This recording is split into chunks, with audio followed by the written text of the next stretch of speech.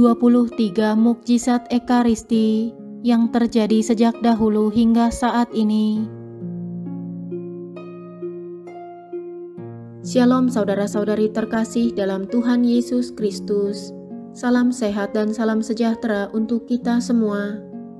Pada kesempatan kali ini, kita akan membahas tentang 23 mukjizat Ekaristi yang terjadi sejak dahulu hingga saat ini.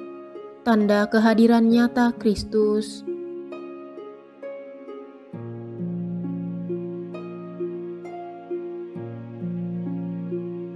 Kejadian-kejadian mukjizat sehubungan dengan perubahan roti dan anggur menjadi tubuh dan darah Kristus memang banyak terjadi sepanjang sejarah gereja. Gereja Katolik terbuka akan diadakannya penelitian atas mukjizat tersebut. Salah satu mukjizat yang terkenal dari Ekaristi tersebut terjadi sekitar abad ke-8 di Lanciano, Italia. Di sana gereja memberikan izin untuk diadakannya penelitian terhadap potongan hosti yang sudah berubah menjadi irisan daging hati manusia. Demikian pula dengan gumpalan darah manusia yang membeku, yang kini tersimpan di piala tembus pandang. Adalah suatu fakta bahwa kedua spesimen itu tetap eksis sampai hari ini. Dari abad ke-8 sampai sekarang, berarti sudah 12 abad, dan tidak membusuk. Padahal tanpa adanya bahan pengawet apapun. Hal ini merupakan suatu mukjizat. Mukjizat-mukjizat serupa ini tidak hanya terjadi 1 atau 2 kali saja, tetapi sering kali di banyak tempat di dunia.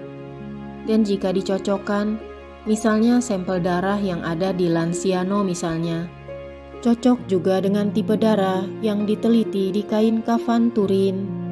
Ini adalah suatu fakta yang mestinya menjawab sikap skeptis dari para peneliti maupun juga umat beriman secara umum. Mukjizat Ekaristi tidak hanya terlihat dari bukti spesimen potongan daging dan gumpalan darah beku yang sekarang masih eksis. Mukjizat lain yang cukup menarik perhatian adalah misalnya adanya fakta bahwa ada orang-orang tertentu yang dapat hidup sampai bertahun-tahun hanya dengan makan tubuh Kristus dalam Ekaristi tanpa makanan lainnya. Berikut adalah beberapa mukjizat Ekaristi yang menakjubkan. Yang pertama, mukjizat Ekaristi di Lanciano sekitar 700 Masehi. Lanciano adalah sebuah kota kecil di pesisir Laut Adriatik di Italia. Lanciano berarti tombak. Menurut tradisi, Santo Longinus, prajurit yang menikamkan tombaknya ke lambung Yesus hingga mengalir darah dan air, berasal dari Lanciano. Longinus bertobat setelah peristiwa penyalipan, dan di kemudian hari wafat sebagai martir demi imannya. Pada masa terjadinya mukjizat Ekaristi ini, suatu bid'ah atau ajaran sesat menyebar dalam gereja, menentang ajaran tentang kehadiran nyata Yesus Kristus dalam Ekaristi. Dalam hati seorang imam timbul keraguan-raguan, dan keraguan-raguannya itu semakin lama semakin kuat. Suatu pagi, saat konsekrasi dalam perayaan misa, tubuhnya gemetar dan berguncang hebat. Di hadapan umat, ia menunjukkan apa yang terjadi. Hosti telah berubah menjadi daging, dan anggur menjadi darah. Mukjizat ini terjadi hampir 1300 tahun silam dan berlangsung hingga kini. Sekitar tahun 1970-an dilakukan penelitian dan hasilnya membuktikan bahwa daging tersebut adalah jaringan jantung manusia dan darahnya adalah darah manusia. Keduanya memiliki golongan darah AB. Darah memiliki karakteristik darah hidup dan tidak diketemukan adanya bahan pengawet atau sejenisnya, baik dalam daging maupun dalam darah. Melalui mukjizat yang terjadi di Lanciano, kita dapat merenungkannya sesuai dengan kitab suci. Maka kata Yesus kepada mereka, "Aku berkata kepadamu, sesungguhnya jikalau kamu tidak makan daging anak manusia dan minum darahnya, kamu tidak mempunyai hidup di dalam dirimu. Barang siapa makan dagingku dan minum darahku, ia mempunyai hidup yang kekal, dan aku akan membangkitkan dia pada akhir zaman. Yohanes 6 ayat 53 sampai dengan 54. Yang kedua, mukjizat Ekaristi di Trani, tahun 1000. Pada masa terjadinya mukjizat Ekaristi ini, ada seorang wanita Yahudi yang amat benci pada gereja Katolik. Gereja Santa Ana dulunya adalah sebuah sinagoga, tetapi kini telah menjadi gereja Katolik, di mana orang-orang Yahudi yang telah bertobat bersembah bakti kepada Tuhan. Hari Kamis Putih, yaitu malam ditetapkannya sakramen Ekaristi, adalah malam terjadinya mukjizat. Wanita Yahudi berhasil membujuk seorang wanita Katolik yang murtad untuk membawakan baginya sekeping hosti yang telah dikonsekrasikan. Setelah menerima komuni kudus, wanita itu tidak menyantap hosti, melainkan membawanya kepada si wanita Yahudi guna mendapatkan imbalan sejumlah uang. Si wanita Yahudi kemudian pergi ke tungku dapur dan menjerangkan periuk yang telah diisikannya dengan minyak. Ketika minyak dalam periuk mendidih, ia melemparkan hosti kudus ke dalamnya. Wanita itu sangat terkejut ketika hosti berubah menjadi daging dan mulai mengeluarkan banjir darah. Wanita Yahudi itu amat ketakutan, sementara darah terus membanjir hingga meluber keluar periuk. Para tetangga berdatangan untuk melihat mengapa ia berteriak-teriak. Maka ia menceritakan kepada mereka apa yang telah terjadi. Beberapa wanita bergegas melaporkannya kepada imam yang segera datang dan melihat darah yang membanjir. Imam mengambil daging dari periuk dan membawanya ke katedral Trani. Sebuah monstran perak berhias indah dirancang khusus bagi Kristus.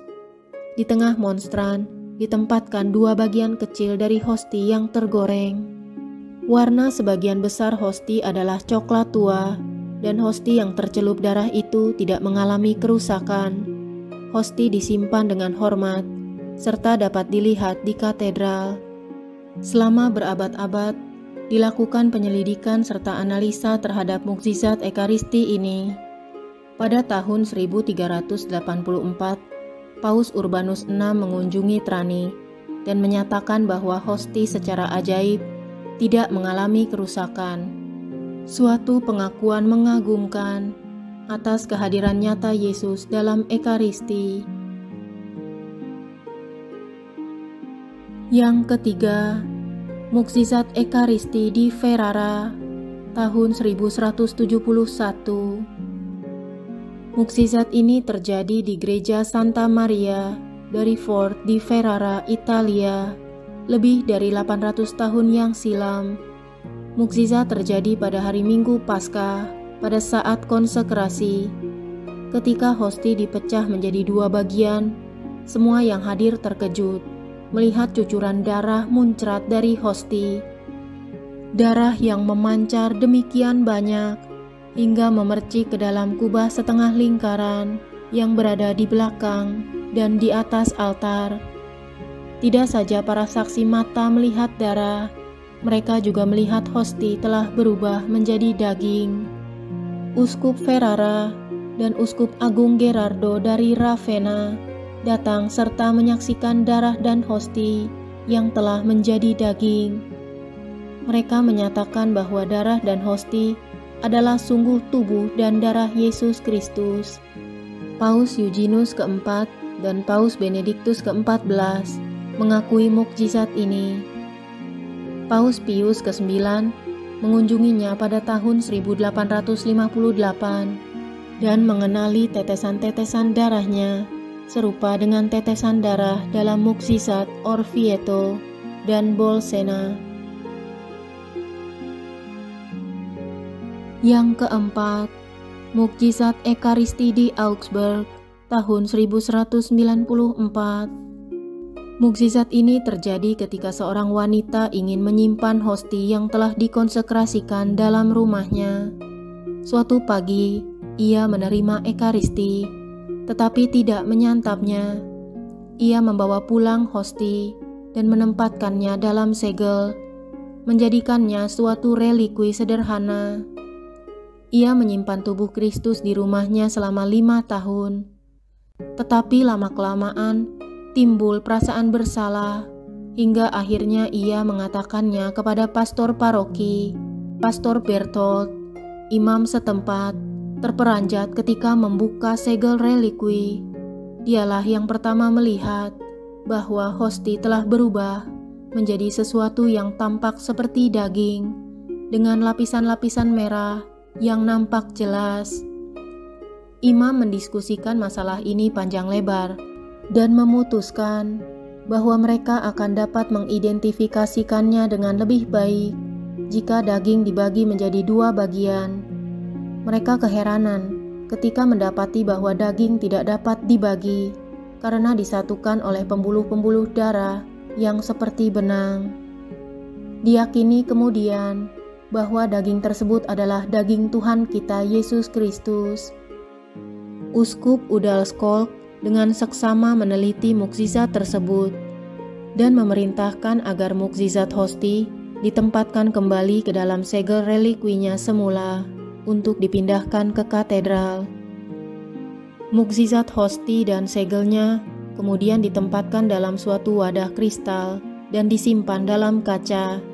Hosti tetap dalam keadaan semula hingga hampir 800 tahun. Setiap tahun, pada tanggal 11 Mei, pada perayaan pesta mukjizat harta yang mengagumkan, hosti dihormati dengan perayaan misa yang khidmat dan pakaian liturgi khusus. Yang kelima, mukjizat Ekaristi di Alatri tahun 1228. Seorang pemudi yang tertarik pada seorang pemuda diminta untuk membawa sekeping hosti yang telah dikonsekrir agar dapat dibuatkan ramuan cinta. Sang pemudi menerima komuni dan berjalan pulang ke rumah.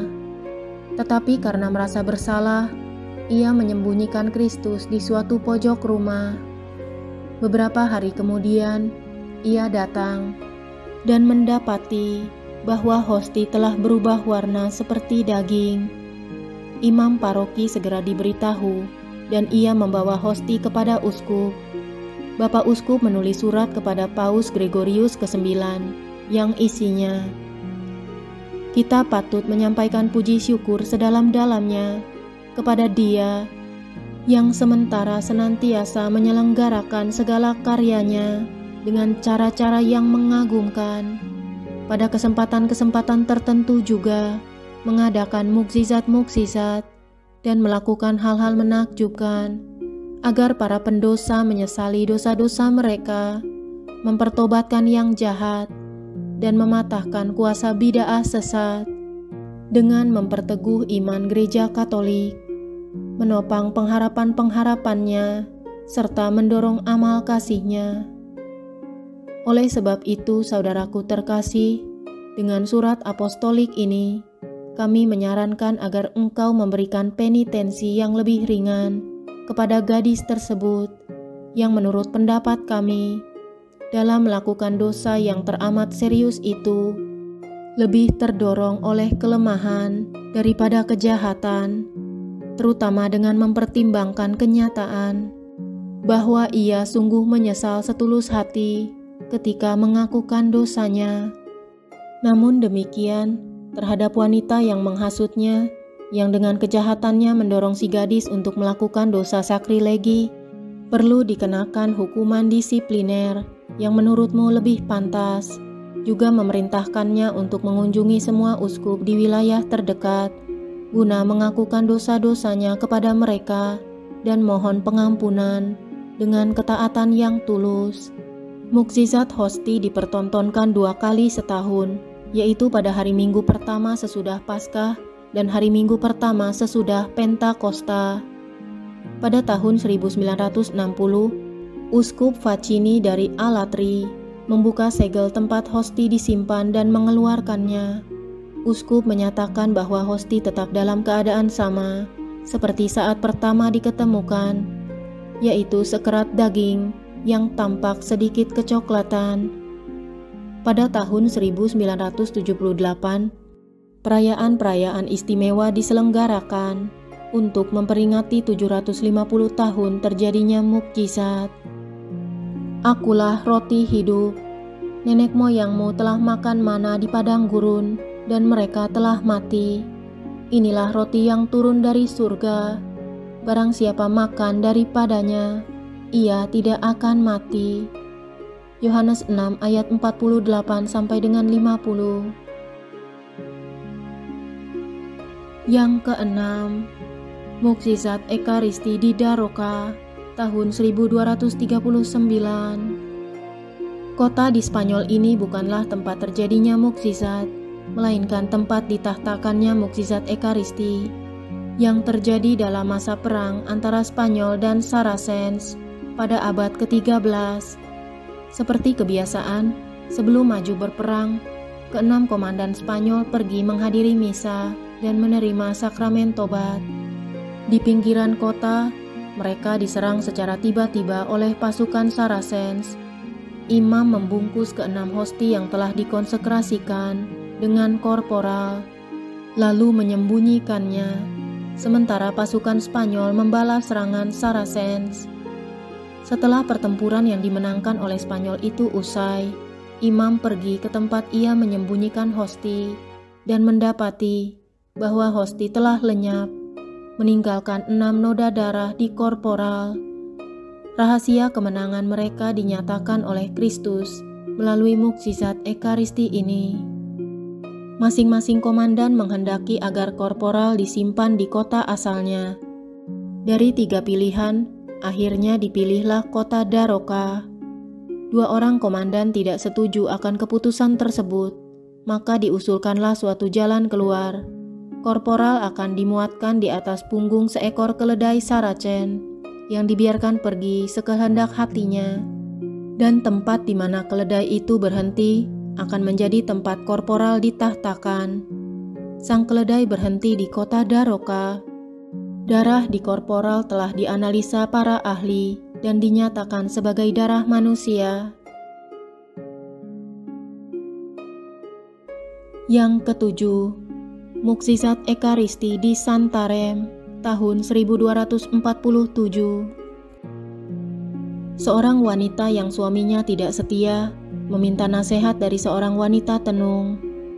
Wanita penyihir itu berjanji akan mengubah perilaku suaminya jika si wanita membawakan baginya sekeping hosti yang telah dikonsekrasikan.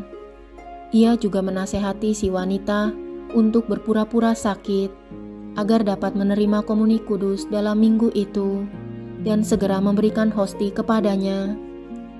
Si wanita tahu bahwa hal itu dosa. Ia pergi menerima komuni, tetapi tidak menyantap tubuh Kristus.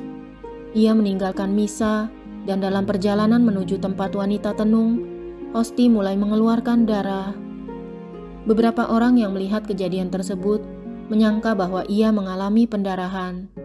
Rasa takut menguasai dirinya, dan ia pulang ke rumah, menempatkan hosti dalam sebuah peti, membungkusnya dengan sapu tangan, lalu menutupinya dengan linen yang bersih.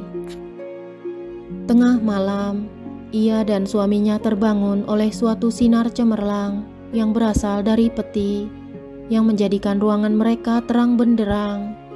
Para malaikat telah membuka peti dan membebaskan Tuhan.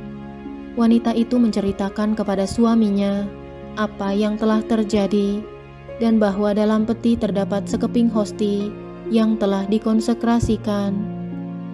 Berdua mereka melewatkan sepanjang malam dengan berlutut dalam sembah sujud. Seorang imam dipanggil. Imam membawa hosti kudus kembali ke gereja dan menyegelnya dalam sebuah segel lilin. 19 tahun kemudian, seorang imam membuka tabernakel dan memperhatikan bahwa segel telah terbuka, sementara hosti tersimpan dalam sebuah piksis kristal.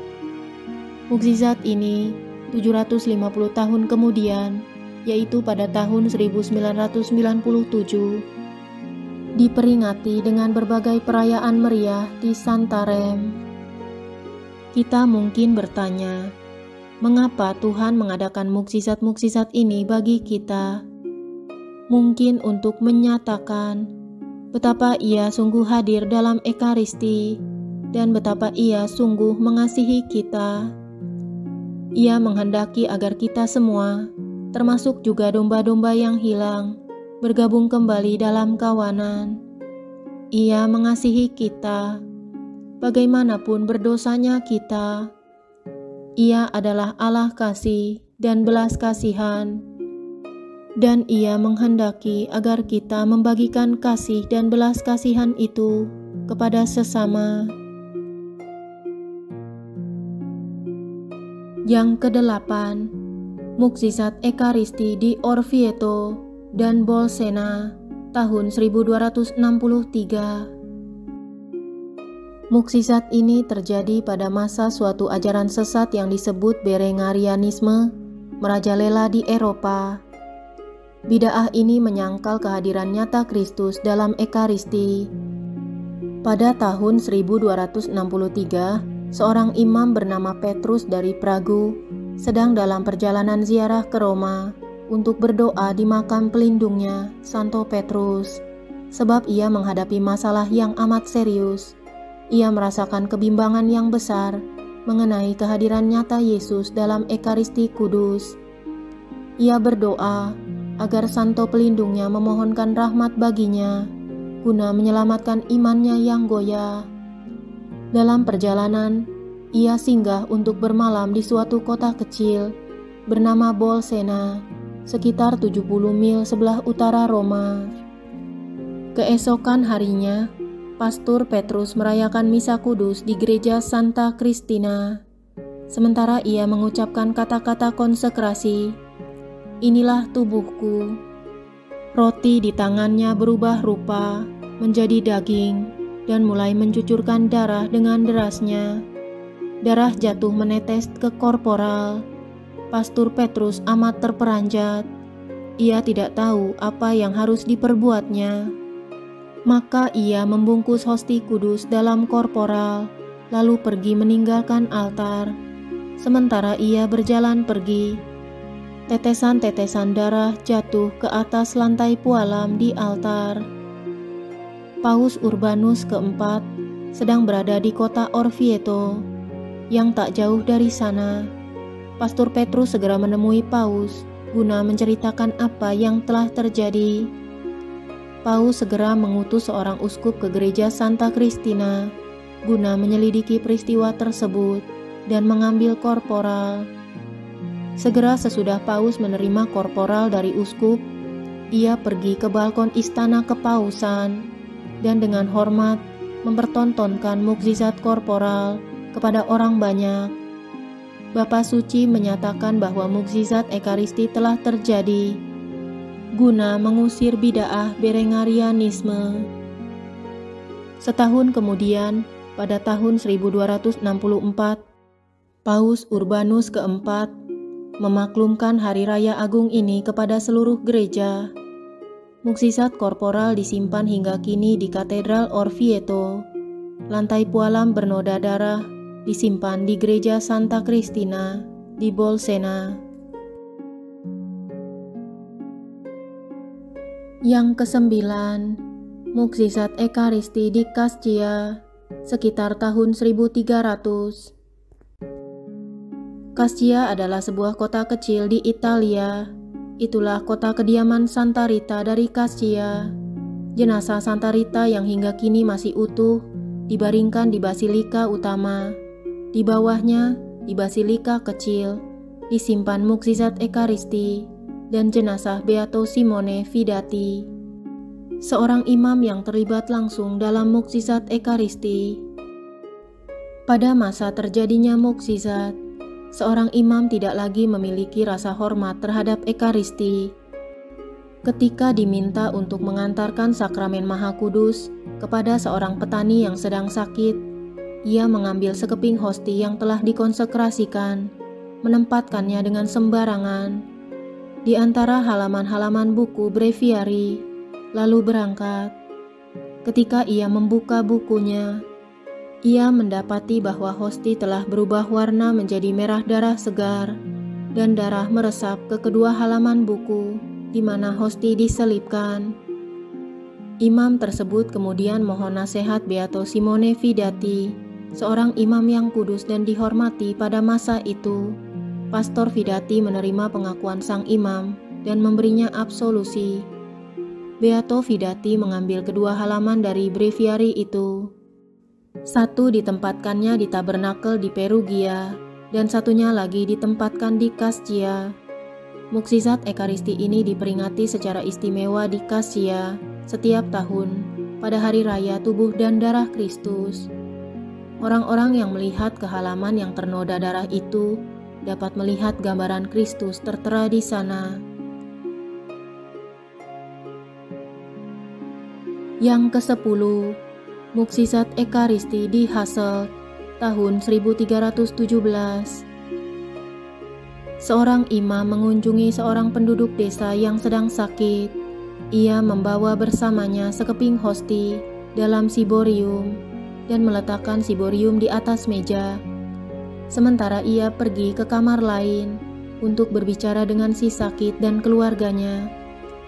Seseorang yang berada dalam keadaan dosa berat membuka tutup siborium, memegang hosti, lalu mengangkatnya. Seketika itu juga, hosti mulai berdarah.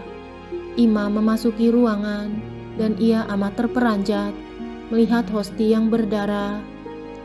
Imam membawa kembali hosti yang berdarah itu kepada kepala parokinya, yang menasehatinya untuk membawa mukjizat Ekaristi itu ke gereja biara para biarawati Cistercian di Herkenrode yang berjarak sekitar 30 mil jauhnya. Begitu imam tiba di altar biara dan menempatkan hosti di atas altar, suatu penglihatan akan Kristus bermahkotakan duri nampak kepada semua imam yang hadir. Oleh karena mukjizat Ekaristi dan penglihatan itu, segera saja Herkenrode berubah menjadi tempat ziarah yang terkenal di Belgia. Pada tahun 1804, hosti dibawa ke gereja di San Quentin di Hasselt, di mana mukjizat hosti yang terjadi pada tahun 1317 itu masih tetap dalam keadaan seperti semula. Yang ke-11, mukjizat Ekaristi di Blanot, tahun 1331. Blanot, suatu dusun pertanian kecil, tidak pernah digambarkan dalam peta-peta Prancis. Orang-orang Prancis yang meninggalkan Paris dan wilayah utara untuk menikmati matahari pantai selatan akan melewatinya dari tahun ke tahun, tanpa pernah mengetahui keberadaan Blanot. Namun demikian, dusun kecil ini dipilih Tuhan untuk menyatakan mukjizatnya, mukjizat Ekaristinya. Pada tahun 1331, penduduk desa berdatangan dengan berjalan kaki atau dengan mengendarai kuda untuk merayakan misa Paskah. Gereja kecil mereka dipadati umat beriman dan misa pun dimulai. Kesedihan masa Prapaskah telah berlalu dan umat Kristiani di seluruh dunia merayakan sukacita kebangkitan Yesus. Dapat dibayangkan bagaimana bunga-bunga liar yang indah di desa itu telah dikumpulkan dan dirangkai menghiasi gereja untuk perayaan meriah pagi itu.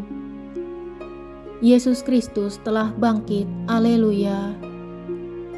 Sementara imam mempersiapkan hosti, para putra altar membentangkan kain putih panjang guna meyakinkan bahwa hosti kudus tidak terjatuh di lantai.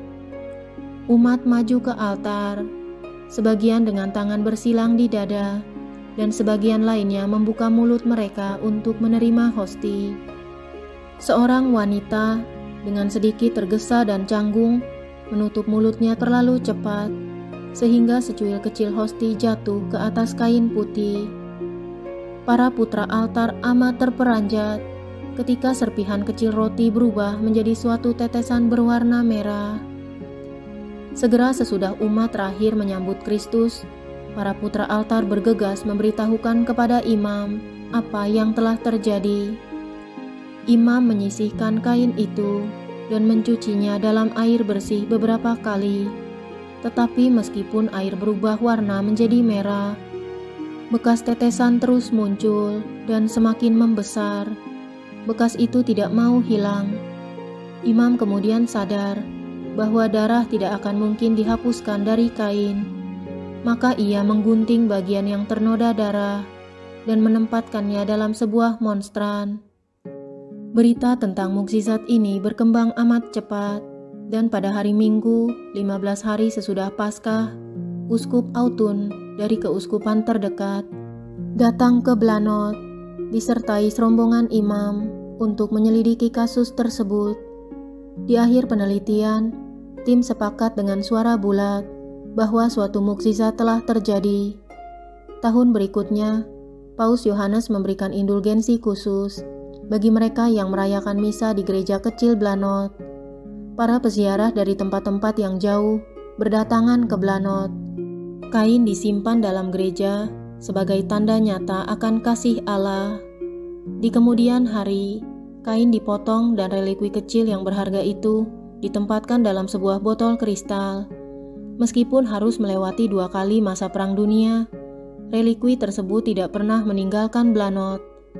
Dalam masa-masa kesesakan, relikwi dihantar dari rumah ke rumah, dan dari waktu ke waktu dipergunakan untuk menyembuhkan mereka yang sakit. Dalam masa-masa tenang, relikwi dihantar kembali ke rumahnya yang pantas dalam dinding gereja, dan di sanalah ia berada hingga saat ini. Bagi para peziarah yang datang dari seluruh penjuru dunia untuk menyaksikan serta bersembah sujud di hadapannya. Yang ke-12, mukjizat Ekaristi di Bologna, tahun 1333. Mukjizat ini terjadi pada tahun 1333 di Bologna, Italia, karena seorang gadis remaja saleh yang berumur 11 tahun memiliki kerinduan yang berkobar-kobar untuk menyambut Kristus dalam Ekaristi. Imelda Lambertini dilahirkan dalam sebuah keluarga kaya. Imelda bergabung dalam biara Dominikan ketika usianya baru 9 tahun. Ia disayangi oleh para biarawati lainnya. Dalam usia yang masih sangat muda, Imelda memiliki cinta yang menyala-nyala kepada Yesus dalam Ekaristi, dan karenanya sungguh rindu menyambutnya dalam komuni kudus. Tetapi hal itu tidak mungkin baginya karena usianya belum cukup untuk dapat menerima komuni. Tuhan mengaruniakan kepadanya suatu anugerah istimewa pada pesta kenaikan Yesus ke surga pada tahun 1333. Sementara ia berdoa, sebuah hosti tampak melayang-layang di udara di hadapannya.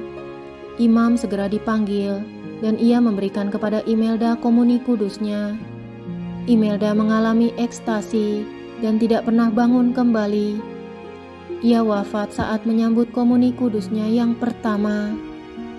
Devosi kepada Beata Imelda pun dimulai, dan pada awal tahun 1900-an, suatu komunitas Dominikan dibentuk dengan nama Suster-Suster Dominikan dari Beata Imelda.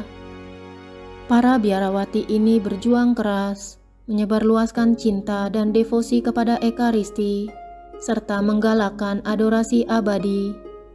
Jenazah Beata Imelda yang tetap utuh hingga kini dibaringkan di gereja San Sigismondo dekat Universitas Bologna. Paus Santo Pius ke-10 memaklumkan Imelda sebagai pelindung para penerima komuni pertama. Yang ke-13, mukjizat Ekaristi di Macerata, tahun 1356. Hanya sedikit catatan yang ada mengenai mukjizat Ekaristi ini, tetapi kisahnya yang ditulis di atas sebuah perkamen dari abad ke-14 masih ada hingga sekarang. Mukjizat ini berkenaan dengan perdebatan yang berlangsung beberapa abad sebelumnya, yang ditulis oleh Santo Thomas Aquinas, yaitu apakah Kristus tetap hadir sama dalam setiap bagian hosti yang telah dikonsekrasikan, Setelah hosti dipecah-pecahkan oleh imam, yang kemudian memasukkan sepotong kecil hosti kudus ke dalam piala berisi anggur yang telah dikonsekrasikan. Mukjizat terjadi setelah imam memecahkan sebuah hosti besar. Darah mulai memancar dari hosti ke dalam piala dan membasahi korporal serta kain altar. Imam kemudian pergi kepada uskup yang mengesahkan peristiwa mukjizat ini. Korporal dengan darah Kristus dihormati setiap tahun di Macerata pada hari Minggu sesudah Pentakosta. Kini relikwi disimpan di bawah altar Katedral Macerata.